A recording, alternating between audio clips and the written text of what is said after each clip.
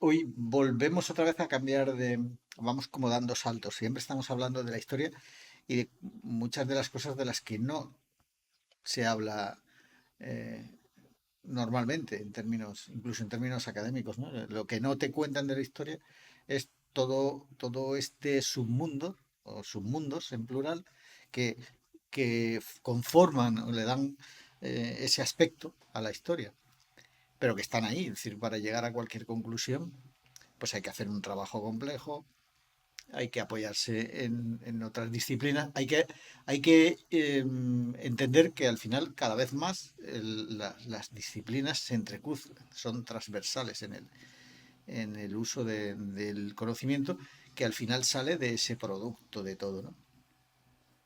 ¿Y hoy de qué nos toca? Hoy vamos a hablar de arquitectura e ingeniería. Ingeniería, arquitectura, arquitectura, ingeniería. Mm. Pues hay que irse, por lo menos, es un tema largo, hay que irse al neolítico. Incluso si hablamos de ingeniería, entendida como ingeniería en todos los sentidos, desde el propio origen de la palabra, ¿no? Del desarrollo del ingenio, pues habría que irse incluso al paleolítico, ¿no? Porque el hombre desde que desarrolla herramientas está haciendo ingeniería. Si, si construye un anzuelo con una determinada forma para pescar, pues está haciendo ingeniería. Si, si cose con una aguja a la que previamente le ha abierto un agujerito, un ojal en la cabeza de hueso o de lo que sea, pues está haciendo ingeniería. Incluso si está cosiendo y midiendo y preparando una determinada vestimenta que luego eso va a utilizar para sí mismo, está haciendo ingeniería. Es decir, que todo lo que tiene que ver con el ingenio humano y su desarrollo a lo largo de cientos de miles de años es ingeniería. Si hablamos de arquitectura, bueno, pues vivimos en cuevas en el Paleolítico, pero en el Neolítico eso cambia. Entonces, con eso aparece la, la arquitectura, con la necesidad de vivir a cubierto, bajo techo, que reúna unas determinadas condiciones para el frío extremo, para el calor extremo.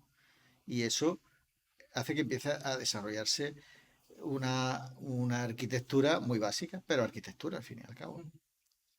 Y vamos avanzando, esa arquitectura se va haciendo cada vez más compleja y llega un momento que hay gente dedicada solo a eso, solo a desarrollar esos modelos o a construirlos, ¿no? O sea, a través de las empresas.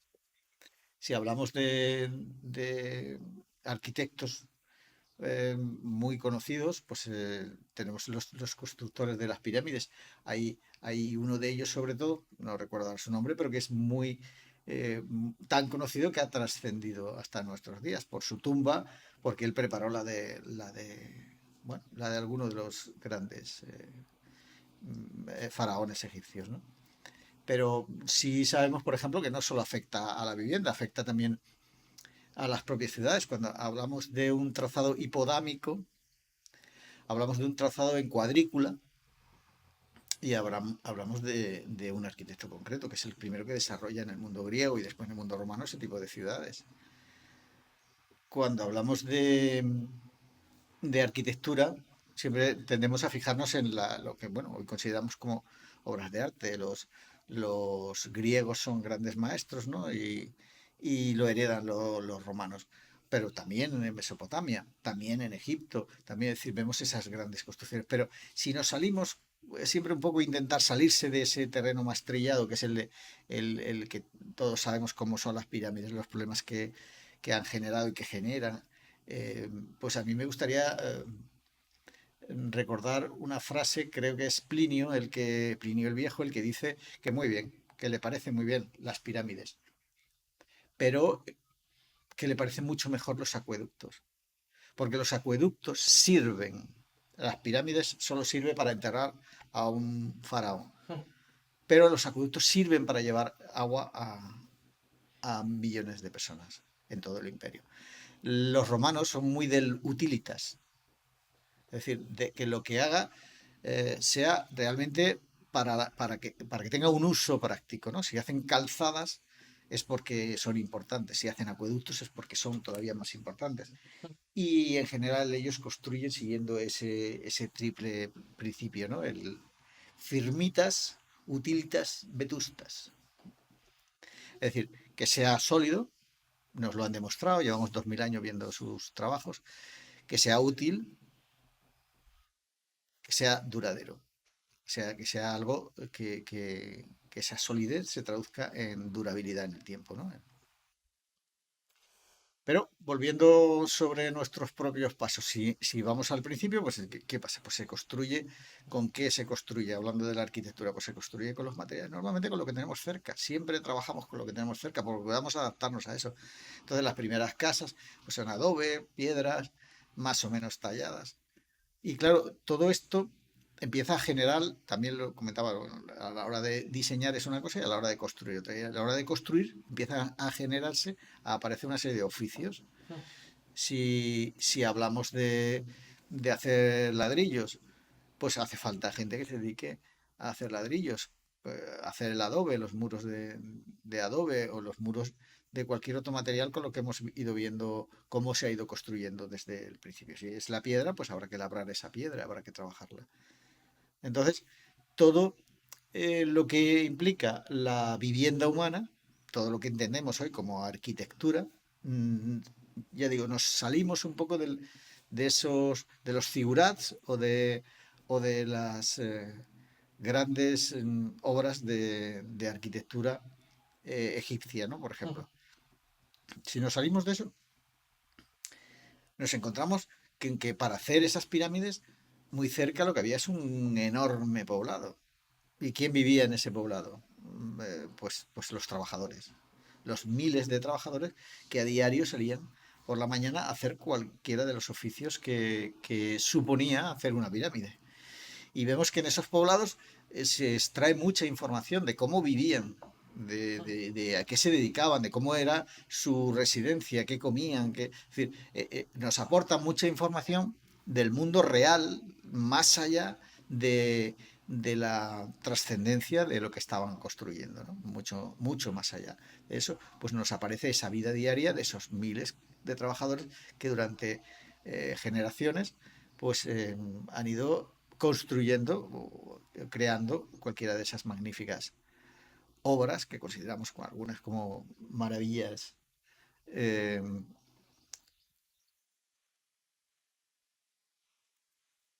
Vamos a hacer una... Ahorita vamos a hacer el corte. Venga, aquí vamos a hacer un corte. Estaba grabando, dímelo. Adiós. Información. Y ya está en el email. Me lo ha escrito y me lo ha dicho.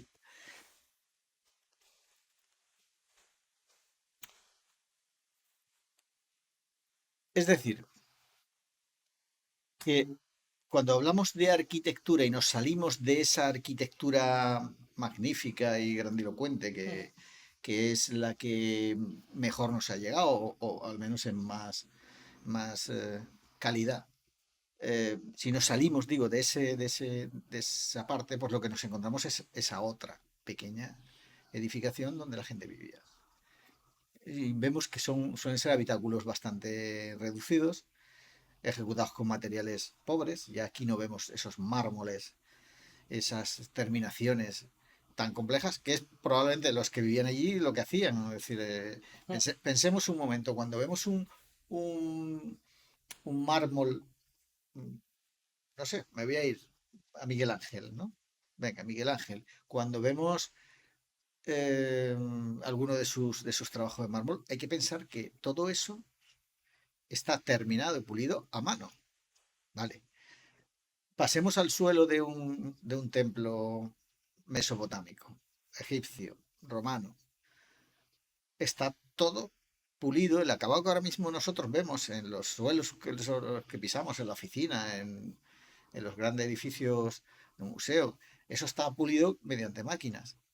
Bueno, pues pensemos que todo eso hay que cortarlo a mano. Las losas esas que vemos puestas en eso solo hay que cortarlas a mano y hay que pulirlas. Las estatuas de este mármol blanco o de cualquier otro tono, lo que sea, hay que pulirlas a mano, es decir, hay que lijar cada rincón de eso a mano. Es decir, es un trabajo muy, muy duro. Y si lo pasamos al del suelo o al de los paramentos verticales, lo que sea, estamos hablando de gente que requeriría mucho tiempo, mucho personal para poder ejecutarlo, ¿no?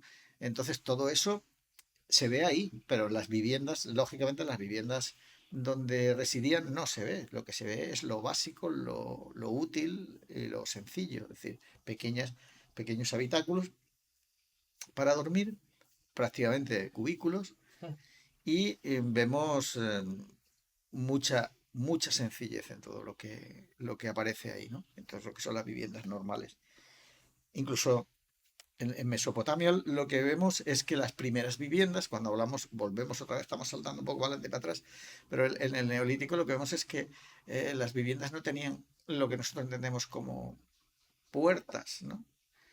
Se accedía desde la cubierta. Es decir, tú lo que tenías es la ciudad, estamos hablando de climas cálidos, hablamos de cubiertas y había que subir a esas cubiertas, que las casas estaban semienterradas, pero subir y entrar desde esas cubiertas, ¿no? Las que no estaban semienterradas para favorecer que dentro de ella tuviera un buen clima. Un clima más estable, sí, Ujú. sí. En climas cálidos es común el que tendamos, la arquitectura tiene mucho que ver con la comodidad, ¿no? Entonces, bueno, pues eh, si hay poca luz, hacemos que entre, si hay mucha luz, no dejamos que entre, es decir, ventanas pequeñas, lo vemos ahora en la arquitectura de los países más cálidos, pues vemos que las ventanas son más reducidas, las casas son más hacia adentro. En los países más fríos, las ventanas son más grandes, todo es más transparente y se vive un poco más con la luz, con la poca o escasa luz del exterior. En el sur sobra luz. Entonces, ese tipo de condicionantes van definiendo una forma de hacer arquitectura para el común de la gente. Entonces, a partir de ahí, pues se empiezan a generar lo que es el urbanismo. Dentro de la arquitectura hay que definir también eso, lo que hablaba antes de Hipodamo, que define esa cuadrícula, ¿no? A la que al final le ha dado nombre, pero hay otras formas, ¿no? Es decir, él tiende a hacer esas cuadrículas por, por permitir que la ciudad sea como más homogénea. También la hace más impersonal y más difícil de orientarse y de identificar, pero así es como se organiza.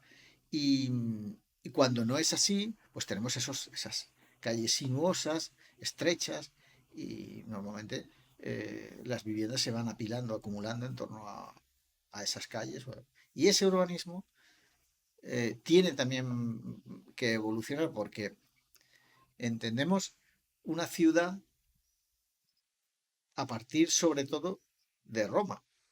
Entendemos el concepto de ciudad a partir de Roma. No quiere decir que antes no lo hubiera, que la había grandes metrópolis, sobre todo en Grecia y en algunos otros lugares, pero realmente era muy complicado crecer en esa época. ¿Por qué es difícil crecer? Pues porque no hay agua. Es decir, el concepto es que sin agua no puedes construir una ciudad. Porque dices, bueno, si la construyes sobre un acuífero, pues podrás poner muchos pozos. Pero al final no deja de ser abrir un pozo por cada vivienda, lo cual pues, no parece tener mucho sentido. El siguiente paso es abrir pozos por zonas, ¿no? Por barrios, por áreas. Eh, pero claro, eso tiene sus limitaciones, ¿no? ¿Cómo se resuelven? Con los acueductos. No los inventan los romanos, ya vienen de los griegos, ¿no? Ya vienen de épocas anteriores. Pero su implantación a escala imperial, si se quiere, es de Roma. Y Roma es la que permite que sus ciudades crezcan pues sin ningún tipo de limitación, como es la propia capital. De hecho, el cálculo de la población de Roma se hace en torno a la idea de cuánta agua se suministraba. Hay que pensar que se suministraba en continuo, ¿no? No hay que pensar, siempre estamos con lo mismo, ¿no? La historia es la de cada momento. Lo podemos aplicar a personajes o a hechos o a lo que queramos. En este caso, a la forma en que se hacía, es decir, cómo se suministraba agua a una ciudad griega o romana a través de acueductos, pues en continuo. Es decir, no había Reserva. grifos. Ujú. Tú no parabas el grifo. Aunque ellos también desarrollan, hay una serie de elementos que se podrían considerar como grifos, contadores, hay una serie de, Tecnología o utensilios. sí, sí, ¿no? De elementos Ujú. que se utilizan para desviar, para cortar, pero no son de uso generalizado. Se utilizan en Roma, por ejemplo, pues disponemos de un trabajo muy importante que es el de Sexto Julio Frontino, que nos explica cómo funciona todo el agua de la ciudad, cómo llega a través de sus 11 acueductos. Pero ese agua normalmente está funcionando en continuo. Y cuando digo en continuo, quiere decir que el agua venía por el acueducto, llegaba a un depósito y de ese depósito salía a través de grifos. O bien se lo llevaba llenabas un cántaro, o bien ese agua iba a la red de saneamiento. Lo que los romanos construyeron en Roma es la cloaca máxima que recogía eso y las aguas de lluvia, en fin, Ujú. todo esto es arquitectura y también es ingeniería, porque tienes que tener en cuenta todo ese tipo de movimientos. Porque, por ejemplo, para construir un acueducto de 70, 80, 100 kilómetros, pues hace falta muchos conocimientos, mucha gente, mucho desarrollo tecnológico. No es una cuestión baladí. Entre otras cosas, hay que conocer la esfericidad de la Tierra. A partir de los 7, 8 kilómetros, la esfericidad ya está influyendo Ujú.